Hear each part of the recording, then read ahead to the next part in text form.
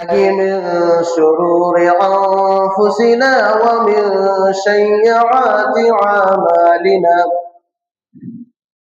من يهده الله فلا مضل له ومن يضلله فلا هادي له ونشهد أن لا إله إلا الله وحده لا شريك له ونشهد أن محمدا عبده ورسوله أما بعد فأعوذ بالله من الشيطان الرجيم بسم الله الرحمن الرحيم قاف والقرآن المجيد بل عجبوا أن جاءهم منذر منهم فقال الكافرون هذا شيء عجيب أئذا متنا وكنا ترابا ذلك رجع بعيد قد علمنا ما تنقص الأرض منهم وعندنا كتاب حفيظ بل كذبوا بالحق لما جاءهم فهم في أمر مريج أفلم ينظروا إلى السماء فوقهم كيف بنيناها وزيناها وما لها من فروج والأرض مددناها وألقينا فيها رواسي وأنبتنا فيها من كل زوج بعيد تبصرة وذكرى لكل عبد منيب.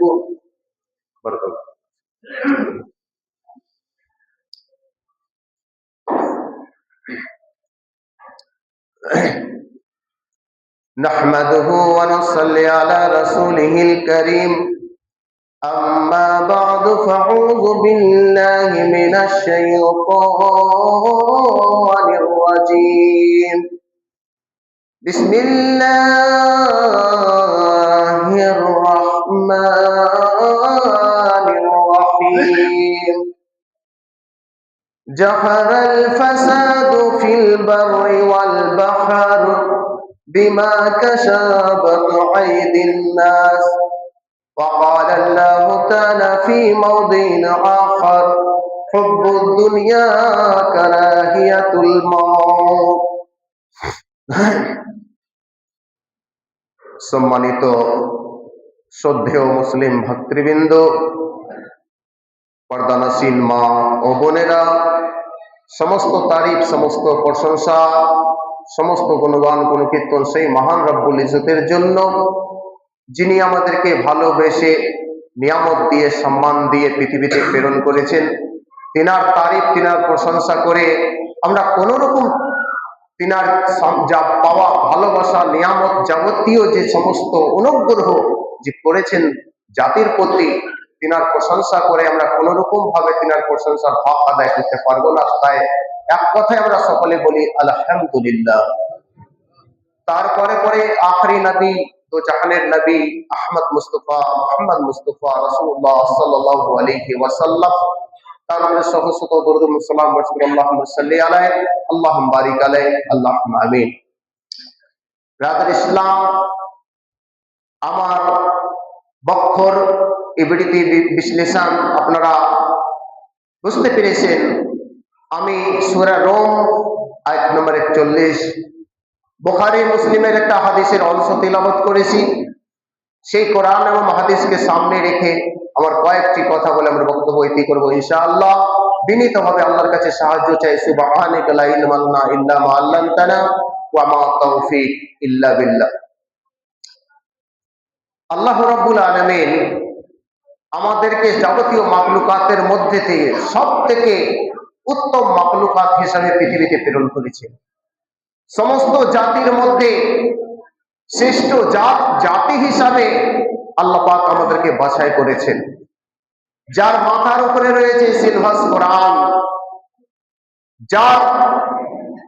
যাকে আল্লাহ সুবহানাহু ওয়া তাআলা দিয়েছেন আইডিয়াল হিসাবে, আদর্শ হিসাবে চলার জন্য, বুঝার জন্য একটা মাস্টার মাইন্ড, যে মাস্টার মাইন্ডের নাম হচ্ছে সারা বিশ্ব নেতা রহমতের নবী জনাবে আহমদ মুস্তফা মোহাম্মদ মুস্তফা রাসূলুল্লাহ সাল্লাল্লাহু আলাইহি ওয়াসাল্লাম, যার মাধ্যম দিয়ে আমরা যাবতীয় সুন্নাত পেলাম, চলার পথ পেলাম।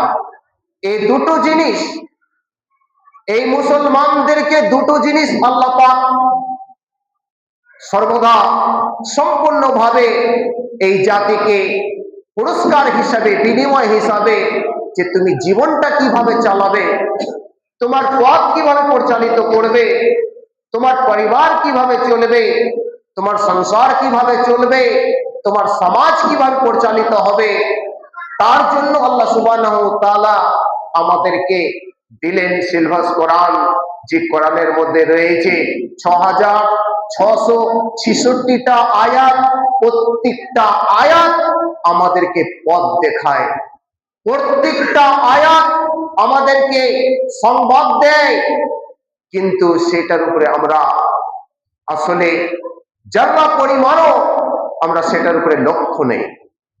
যে সাবজেক্ট আল্লাহ সুবহানাহু ওয়া তাআলা দিলেন, এই সাবজেক্টের প্রতি আমার খেয়াল নেই, এই সাবজেক্ট নিয়ে আমি আদর্শ গড়ব, এই সাবজেক্ট দিয়ে আমার সমাজ পরিবার আমি চলব, কিন্তু গুরুত্ব নেই।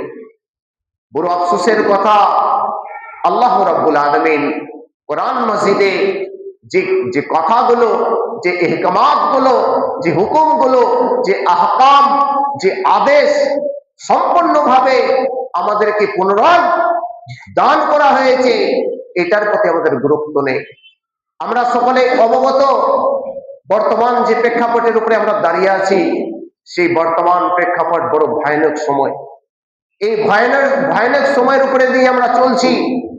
এই ভয়ানক সময় শুধু ভারতবর্ষই নয়, সারা ওয়ার্ল্ড, সারা পৃথিবী, সারা বিশ্বতে আজকে যে যাবতীয় অশান্তি, যে যাবতীয় বিপদ, জাতিগতভাবে আজকে নির্মম হত্যা, অনাচার, গান, অশান্তি, তার কারণ হচ্ছে একটাই। আল্লাহ পাক আমাদেরকে একটা কথা বলেছেন, একটা মেসেজ দিয়েছেন কোরআনের মাধ্যম দিয়ে, যে মেসেজটা হচ্ছে, ওই মেসেজটা হচ্ছে ওয়ামা খালাকতুল জিন্না ওয়াল ইনসা ইল্লা লিয়াবুদুন। আল্লাহ পাক বলছেন, আমি দুটো জাতিকে পৃথিবীতে পাঠালাম, দুটো জাতিকে পৃথিবীতে প্রেরণ করলাম, যে তোমরা আমার ইবাদত করবে, তোমাদেরকে ইবাদত করার জন্যই পৃথিবীতে পাঠানো হয়েছে। তাহলে মা খালাকতুল জিন্না ওয়াল ইনসা ইল্লা লিয়াবুদুন, জিন এবং ইনসানকে আমি ইবাদতের জন্যই সৃষ্টি করেছি। কার কথা? রবের কথা, যে আমাদের প্রতিপালক, যে আমাদের স্রষ্টা আল্লাহ সুবহানাহু ওয়া তাআলা, সে জানিয়ে দিচ্ছেন যে ইবাদত কিভাবে করতে হবে। আমাদেরকে তো ইবাদতের জন্য পাঠিয়ে দিয়েছেন, আমরা ইবাদত করতে এসেছি, আমাদেরকে ইবাদত করার জন্য পাঠিয়েছেন, আর আমরা ইবাদত করার জন্যই পৃথিবীতে এসেছি। আমার মালিকের দাসত্ব, আমার মালিকের গোলামি, আমার মালিকের আহকাম, আহকামিয়াত, ওহদানিয়াত, খেলাফত কায়েম করতে আমরা এসেছি। সে কায়েমটা হয়েছে। আমরা জানি ইবাদত মানে হচ্ছে সালাত, আমরা জানি ইবাদত মানে হচ্ছে সিয়াম, আমরা জানি ইবাদত মানে হচ্ছে হজ, যাকাত, সাদকা, ফিতরা, দান, খায়রাত। না, ইবাদত মানে হচ্ছে তোমার জীবনের যাবতীয় কাজ আল্লাহর কানুন অনুযায়ী, আল্লাহর বিধান অনুযায়ী, আল্লাহর আদেশ অনুযায়ী কাজ হবে। আল্লাহর আদেশ অনুযায়ী কাজ হবে। আল্লাহ যেটা বলেছেন করতে, সেটা করতে হবে। যেটা নিষেধ করেছেন সেটাকে লাথি মেরে দিতে হবে। যেটা করতে বলেননি সেটা করা যাবে না, এটাও ইবাদত। যেটা করতে বলেছে সেটা করবেন, সেটা করব, এটাই ইবাদত। মানুষ একজন বিজনেসম্যান, একজন ব্যবসায়িক, একজন কর্মশীল, একজন কর্মরত মানুষ যখন সে যে কোনো কাজ করবে, কাজ করার আগে প্রথমে রয়েছে বিসমিল্লাহ, এটাই ইবাদত। কাজ সম্পন্ন হলে আলহামদুলিল্লাহ, আল্লাহ তুমি আমাকে সাকসেসফুল করেছো, এটাই ইবাদত। আল্লাহ সুবহানাহু ওয়া তাআলার যাবতীয় হুকুমের এহতেমাম করা, সমস্ত হুকুমকে পালন করাই নাম হচ্ছে ইবাদত।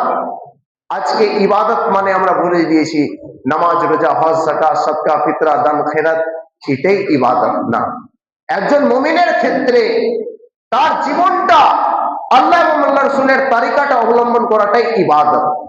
তাহলে মুসলমান যদি ইবাদত করে, মুসলমান যদি কোরআনের ইবৃতি তার কথা অনুযায়ী চলে, যে আল্লাহ যে মেসেজ, যে কোড নাম্বার কোরআনের মধ্যে দিয়েছে, প্রত্যেকটা কোড আমরা মেনে চলি, কোরআনের প্রত্যেকটা আয়াত মানে কোড, এই কোডটা যদি আমরা মেনে চলি, পৃথিবীর কোন শক্তি নেই যে এই মুসলমানকে ব্যাকফুটে ফেলতে পারে, এই মুসলমানকে ব্যাকফুটে ফেলতে পারে। কিন্তু আমরা বুঝতে পারিনি, আমরা জানতে পারিনি, জানার চেষ্টাও করিনি, বোঝার চেষ্টাও করিনি। আল্লাহ রাব্বুল আলামিন বলেন সূরা রুম আয়াত নম্বর 41, আল্লাহ পাক বলেন জাহারাল ফাসাদু ফিল ওয়াররি ওয়াল বাহর, জাহারাল ফাসাদু ফিল ওয়াররি ওয়াল বাহর বিমা কাসাবাত আইদিন নাস। আল্লাহ পাক বলেন জন্মস্থল যে বিপর্যয়গুলো ঘটে, যে অশান্তি আসে, আসমান থেকে আসুক বা জমিন থেকে আসুক, তোমার পায়ের নিচে থেকে আসুক বা মাথার উপর থেকে আসুক, কাজ একটাই, কর্ম একটাই, তুমি সেটা ডেকেছো, তুমি সেটা নিয়েছো, তুমি যেটা আপে পরিশ্রম, যেটা মেহনত করেছো, এটা হচ্ছে বিমা কাসাবাতে দিননাস, হে মানুষ তোমাদের কৃতকর্মের ফল, তোমার কামাইয়ের মজুরি। জাতি আজকে তোমরা কোথায় নেমেছো? জাতি আজকে অধঃপতন কেন? জাতি আজকে বুক ফ্যাট ফুটে এলো কেন? আজকে আমরা চিন্তা করছি, আমার আফসোস, আমার অন্তরে দুঃখ, আজকে জাতি কেন টার্গেট করা হচ্ছে? জাতি আজকে টার্গেটের মূল কারণ কেন? কারণ একটাই, আল্লাহ রাব্বুল আলামিন বলেছেন যে জাহারাল ফাসাদু ফিল বাররি ওয়াল বাহর, জন্মস্থল যে বিপর্যয়, তার কারণ তোমরা ডেকে এনেছো। মুসলমান, আজকে মুসলমান মানে হচ্ছে আতঙ্ক, মুসলমান মানে হচ্ছে উগ্রপন্থী, মুসলমান মানে হচ্ছে টেররিস্ট, মুসলমান মানে হচ্ছে আতঙ্কবাদী।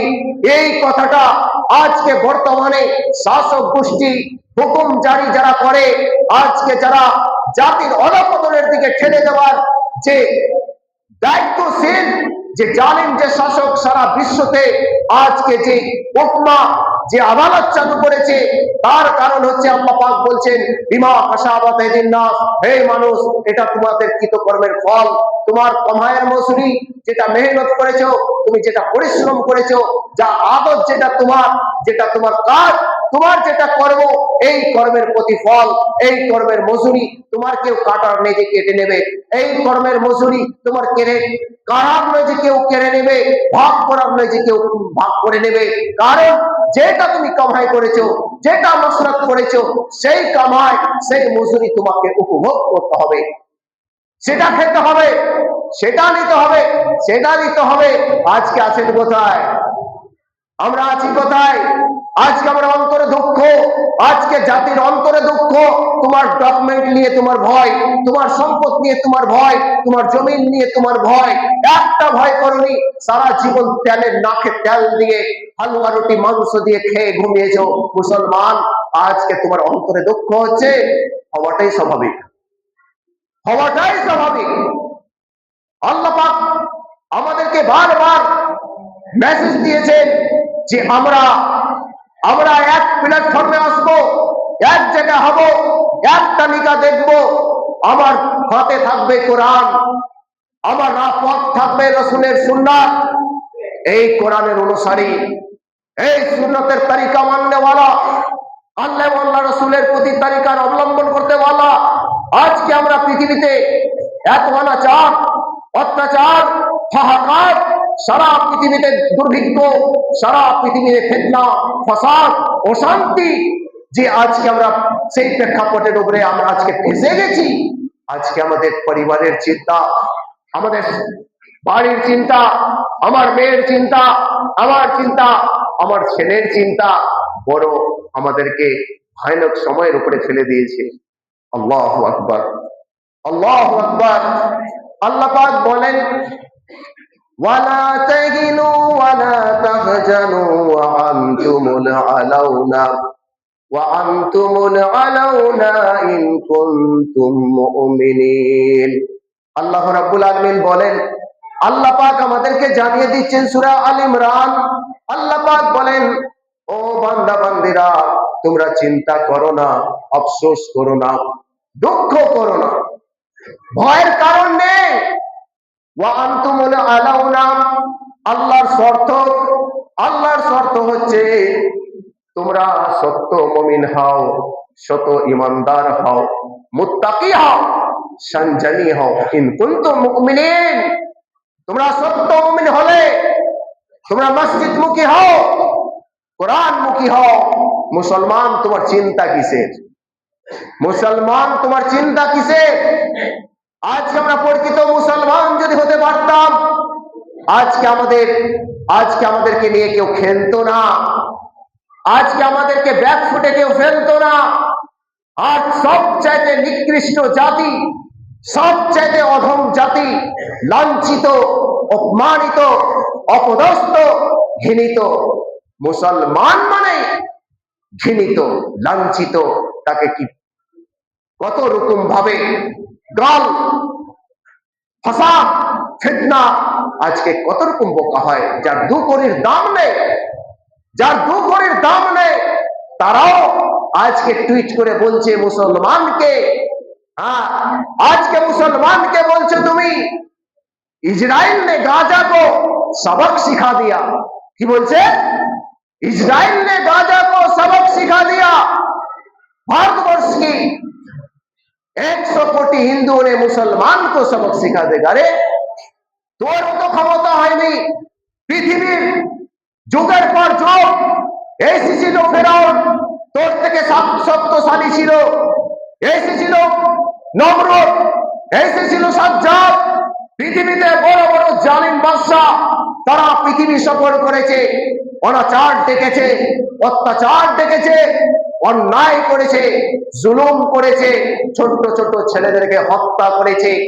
ফেরাউন পৃথিবীতে এসেছিল, ও জানতো, আল্লাহ সুবহানাহু ওয়া তাআলা যাকে জানিয়ে দিয়েছিল যে আসবে একজন হিরো তোমাকে নিস্তানাবুদ করার জন্য, তোমাকে ধ্বংস করার জন্য। হযরত মুসা আলাইহিস সালাম আসবে, তোমার সাম্রাজ্যকে চূর করে দেবে। ফিরআউন শিশু বাচ্চাকে হত্যা করতে লাগলো। আল্লাহ সুবহানাহু ওয়া তাআলা তাকে নীল নদীতে, লোহিত সাগরে চুবড়ি খিলিয়ে মেরেছিল, ডুবিয়ে ডুবিয়ে মেরেছিল। এটা কোন ক্ষেতের মুলিয়া? একটু আমাদেরকে তাগিদ করতে হবে, একটু আমাদেরকে তাগিদ হতে হবে। এখনো সময় রয়েছে, এখনো আমরা পরিচিত আল্লাহর দিয়ার কোট নাম্বার আল কোরআন মাজিদ আমাদেরকে জীবন পরিচালিত হিসাবে কাজে লাগাতে হবে। সমাজ কিভাবে চলবে? মুসলমান, আমার যুবক ভাই, আজকে যুব সমাজ, আজকে তোমরা অ্যান্ড্রয়েড মোবাইল ঘাঁটছো, সেখান থেকে চ্যাপ্টার পড়া যেত, কোরআনের চ্যাপ্টার, হাদিসের চ্যাপ্টার পড়োনি। তুমি করেছোটা কি? তুমি টাইম নিয়ে বর্তমান অনলাইন পাবজি গেম খেলো। তুমি বড় আফসোসের কথা, তুমি নিজেকে দাবি করছো তুমি অনলাইন ফ্রি ফায়ার গেম খেলো, তুমি বিভিন্ন গেমে মশহুর, তুমি বিভিন্ন গেমে ব্যস্ত, তুমি তোমার সময় থাকতে তোমার সময়টাকে তুমি কাজে লাগাওনি, তোমার সময়টাকে তুমি কাজে লাগাওনি। আল্লাহর নবী মুহাম্মদ সাল্লাল্লাহু আলাইহি ওয়াসাল্লাম, সমস্ত সাহাবা ইকরাম বসা, একজন সাহাবী দুনিয়া সম্পর্কে প্রশ্ন করছেন, হে আল্লাহর রাসূল, আজকে আমরা এই সংখ্যায় অল্প, আজকে আমরা সংখ্যায় একবারে নগণ্য, আজকে সংখ্যায় আমরা একবারে তুচ্ছ।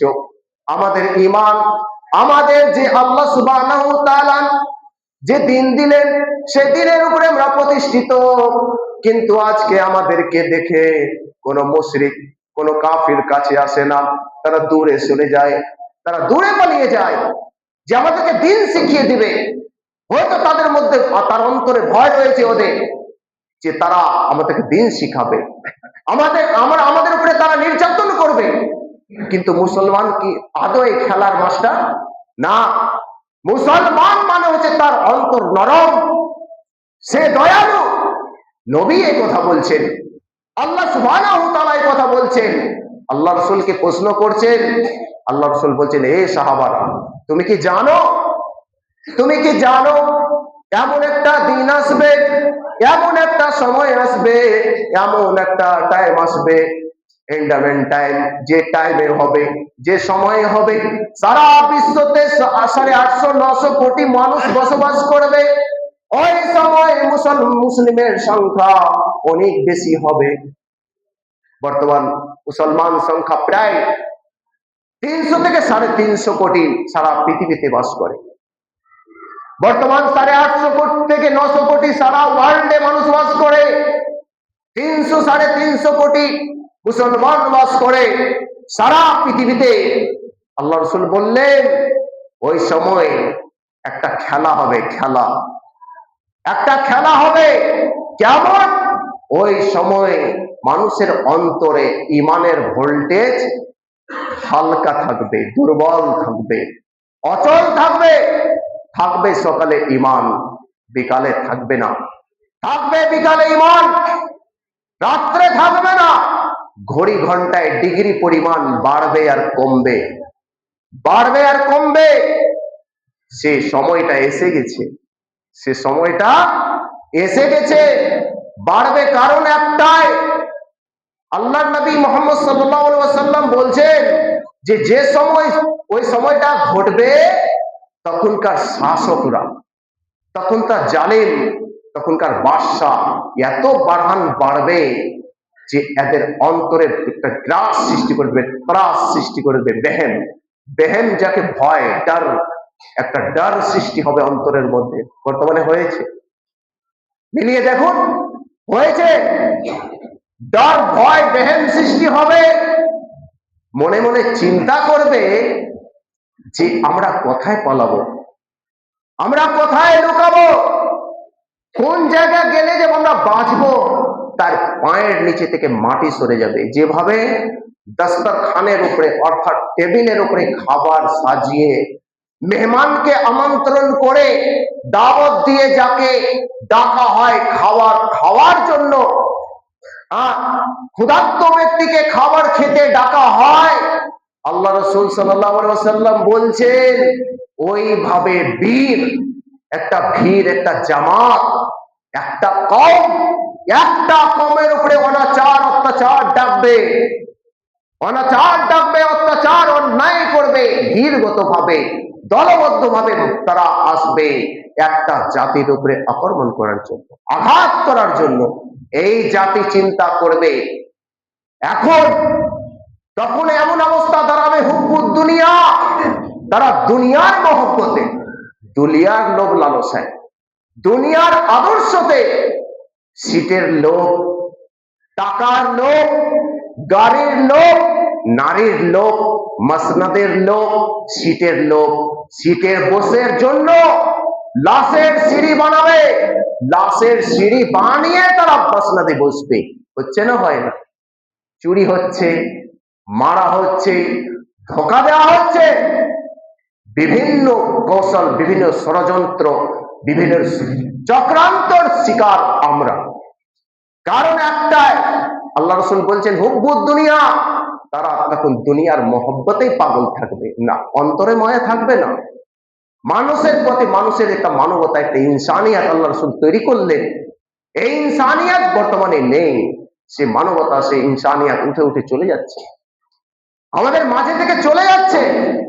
আল্লাহ রাসূল সাল্লাল্লাহু আলাইহি ওয়াসাল্লাম বলছেন, যে কারাহিয়াতুল মউত, পৃথিবীতে তাদের মধ্যে মৃত্যু এমন ভাবে তার অন্তরে গ্রাস এবং ভয় সৃষ্টি করবে যে তারা চিন্তা করবে যে ক্ষুধার্ত ব্যক্তির মতো দ্রুত গতিতে খাবার খেতে যেমন ক্ষুধার্ত ব্যক্তি আসে, অনুরূপ ভিড় একটা দলবদ্ধ ভিড় একটা আসবে একটা জাতির উপরে আক্রমণ করতে। তারা পালাতে থাকবে, ছুটতে থাকবে, যে তারা জায়গা পাবে না যে আমরা কোথায় লুকায়, কোথায় পালায়। এই সময়ের উপরে আমরা চলে এসেছি, এই সময় চলে এসেছে। আল্লাহ রাসূল এটা ভবিষ্যৎবাণী করেছেন, আল্লাহ রাসূল এটা ভবিষ্যৎবাণী করেছেন। আমরা কোথায়? আজকে আমরা নিজেকে চিন্তাতে ব্যস্ত আছি, আমার কি হবে, আমার কি হবে, আমার কি হবে। কই আমার আমার ইচ্ছা তো হয়নি। এই বিপদের সময় মসজিদে যাই, উজু করি, 2 রাকাত নামাজ পড়ি, কোরআন পড়ি, আল্লাহকে ডাকি যে আল্লাহ আজকে সারা বিশ্ব অশান্ত, সারা বিশ্ব জ্বলছে, সারা বিশ্ব গরম, হাওয়া গরম, আল্লাহ তুমি ঠান্ডা করো, আল্লাহ তুমি শান্তি দাও। একবার বলার সময় নেই, বাইরে চায়ের দোকানে গুজগাছ করে আমরা গিবত করি, চুগল করি, কি এই হয়েছে, ওই হয়েছে, সেই হয়েছে, আর চলে যাচ্ছে চায়ের দোকানে বসে গরম করে বসে তোমরা কিসসা কাহিনী বলতে করতে ব্যস্ত, তোমরা আমরা ব্যস্ত। ওই আমার সময় হয়নি। তাকের মধ্যে কোরআন সাজানো রয়েছে, ধুলো পড়ে গেছে, যাই ঝেড়ে ঝেড়ে 2টা পাতা পড়ি, মোবাইলে চ্যাপ্টার নামিয়ে হাদিসের চ্যাপ্টার, কোরআনের চ্যাপ্টার নামিয়ে পড়ি। কোন রাস্তায় আমরা ব্যস্ত, কোন জায়গায় আমরা এসেছি, কোন সময়ের উপর আমরা দাঁড়িয়েছি, সেটা তো আমাদের আফসোস নেই, সেটা তো আমরা ভাবছি না। আল্লাহ রাব্বুল আলামিন বলছেন, শেষ করে দিচ্ছি, আল্লাহ রাব্বুল আলামিন বলছেন সূরা মুহাম্মদ আয়াত নম্বর 11, যালিকা বিআন্নাল্লাহ মাওলাল্লাযিনা আমানু ওয়া আন্নাল কাফিরিনা লা মাওলা লাহুম। আল্লাহ রাব্বুল আলামিন বলছে, এই মুমিনেরা, ও ইমানদারেরা, যালিকা বিআন্নাল্লাহ মাওলাল্লাযিনা আমানু, তোমরা ইমানদার, তোমরা ইমানের দাবিদার, তোমরা এক আল্লাহ তোমার স্রষ্টা, তোমার প্রতিপালককে মেনে নিয়েছো, তোমরা ভয় পেয়েছো। তোমরা দুর্বল হলেও, তোমরা পরীক্ষা হলেও, তোমরা কষ্ট পেলেও তোমরা জয় হবে ইনশাআল্লাহ। তোমরাই পাওয়ারফুল, তোমাদের কেউ ঠেকাতে পারবে না। আল্লাহ পাক বলছেন ওয়ান্নাল কাফিরিনা লা মাওলা লাহুম, কোন কাফির মুশরিকদের শক্তি ক্ষমতা